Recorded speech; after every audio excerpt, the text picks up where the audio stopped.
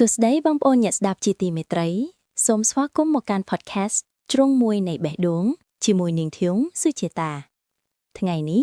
យើងនឹងលើកយកប្រធានបទមួយដែលកក់ក្ដៅបំផុតមកជជែកគ្នាគឺបណ្ដាំអ្នកម្ដាយដែលជាមរតកមិនអាចកាត់ថ្លៃបានសម្រាប់កូនៗគ្រប់រូបបាទសួស្តីសុជាតានិងសួស្តីប្រិយមិត្តអ្នកស្ដាប់ទាំងអស់គ្នាគ្រាន់តែលីចំណងជើងនេះខ្ញុំមានអារម្មណ៍ថាក្ដុកក្ដួលនិងនឹកដល់ផ្ទះភ្លាមតែម្ដងពាក្យថាបណ្ដាំម្ដាយវាមិនមែនគ្រាន់តែជាសម្ដីធម្មតាទេប៉ុន្តែវាគឺជាដង្ហើមនៃជីវិតនិងជាពន្លឺបំភ្លឺផ្លៃដែលនាំយើងឆ្លងកាត់រាល់ឧបសគ្គពិតមែនហើយបងសារឿនជារឿយៗយើងតាំងតែលឺអ្នកម្ដាយរអ៊ូរទៀមឬផ្ដាំផ្ញើដដែលៗតាំងពីយើងនៅទូចរហូតដល់យើងធំ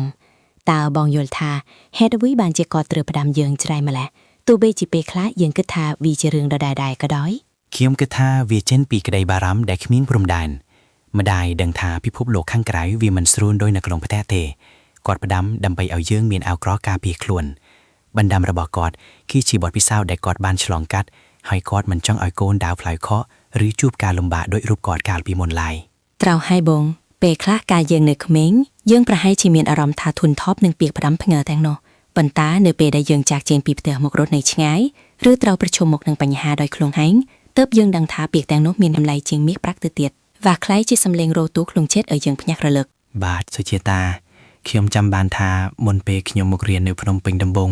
ម្ដាយខ្ញុំគាត់មិនបានផ្ដាំឲ្យខ្ញុំរកលុយឲ្យបានច្រើនទេប៉ុន្តែគាត់កាន់ដៃខ្ញុំយ៉ាងណែនហើយផ្ដាំចាកូនអើយទោះទៅដល់ណាក៏ដោយកុំភ្លេចសេចក្តីថ្លៃថ្នូរនិងភាពស្មោះត្រង់ពាក្យមួយឃ្លានេះជួយឲ្យខ្ញុំមិនហ៊ានធ្វើអ្វីដែលខុសច្បាប់ឬខុសសីលធម៌ទោះក្នុងកាលៈទេសៈណាក៏ដោយភាពស្មោះត្រង់គឺជាមរតកដ៏អស្ចារ្យមែនទែនសម្រាប់នាងខ្ញុំវិញម៉ែតែងតែប្រាប់ថាកូនត្រូវចេះអត់ធ្មត់ព្រោះការអត់ធ្មត់គឺជាផ្លូវទៅកាន់ភាពជោគជ័យក្នុងសម័យកាលបច្ចុប្បន្នដែលអ្វីៗហាក់ដូចជាលឿនរហ័សពេកបណ្ដាំឲ្យយើងចេះអត់ធ្មត់និងរងចាំផ្លែផ្កានេះពិតជាសំខាន់ខ្លាំងណាស់សម្រាប់យុវជនយើងពិតណាស់បណ្ដាម្ដាយប្រៀបដូចជាត្រីវិស័យនៅពេលដែលយើងវឹងវែងផ្លូវក្នុងជីវិតបើយើងឈប់សម្រាកបន្តិចហើយនឹកដល់សម្ដីគាត់យើងនឹងរកឃើញផ្លូវត្រីមកវិញជានិច្ចចុះសុជាតាមានយល់ឃើញយ៉ាងណាចំពោះយុវជនខ្លះដែលយល់ថាបណ្ដាំចាស់ៗប្រហែលជាហួសសម័យសម្រាប់សម័យ Digital នេះនាងខ្ញុំយល់ថាសីលធម៌និងគុណធម៌នៃជីវិតមិនដែលហួសសម័យឡើយបងបច្ចេកវិទ្យាអាចផ្លាស់ប្ដូរប៉ុន្តែបេះដូងមនុស្សនៅតែត្រូវការក្តីស្រឡាញ់ភាពស្មោះត្រង់និងការចេះដឹងគុណបណ្ដាំរបស់ម្ដាយគឺជាឫសគល់ដែលជួយឲ្យដើមឈើជីវិតរបស់យើងរឹងមាំមិនរលំពេលមានខ្យល់ព្យុះសង្គមបោកបក់មកម្ដងនេះឯបានល្អណាស់សុជាតាសម្រាប់បងប្អូនដែលកំពុងស្ដាប់ប្រហែលជាមានអ្នកខ្លះនៅមានសំណាងបានស្ដាប់សំឡេងម៉ែផ្ដាំរាល់ថ្ងៃប៉ុន្តែក៏មានបងប្អូនខ្លះទៀតដែលម៉ែបានលាចាកលោកទៅហើយ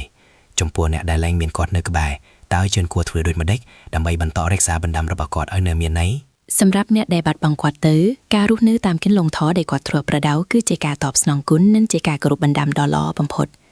រាល់ពេលដែលយើងធ្វើអំពើល្អរាល់ពេលដែលយើងរឹងមាំតស៊ូក្នុងជីវិតនោះគឺជាការបង្ហាញថាបណ្ដាំរបស់គាត់នៅតែរស់រានមានជីវិតនិងមានឥទ្ធិពលតាមរយៈទាំងភើរបស់យើងពិតមែនហើយមិនថាគាត់នៅទីណាទេគាត់នឹងមានសេចក្តីសុខនៅពេលឃើញកូនៗរស់នៅដោយថ្លៃថ្នូរ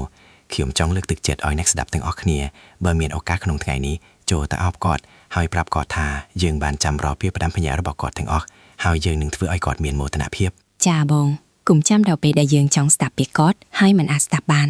ការស្ដាប់គាត់ក្នុងថ្ងៃនេះយល់ពីបេះដូងគាត់ក្នុងថ្ងៃនេះគឺជាកាតព្វកិច្ចដ៏ស្រស់បំព្រងបំផុតសូម្បីតែពាក្យរអ៊ូខ្លីៗក៏បង្កប់នូវមន្តអាគមនៃក្តីស្រឡាញ់ដែលគ្មានលក្ខខណ្ឌដែរបាទជាចុងក្រោយខ្ញុំសូមជូនពរឲ្យអ្នកម្ដាយគ្រប់រូបមានសុខភាពល្អនិងសូមឲ្យកូនៗគ្រប់រូបក្លាយជាមោទនភាពរបស់គ្រួសារតាមរយៈការអនុវត្តតាមបណ្ដាំដ៏មានតម្លៃទាំងនោះសូមឲ្យក្តីស្រឡាញ់របស់ម៉ែក្លាយជាកម្លាំងចិត្តដែលមិនចេះរីងស្ងួតសម្រាប់យើងម្នាក់ៗ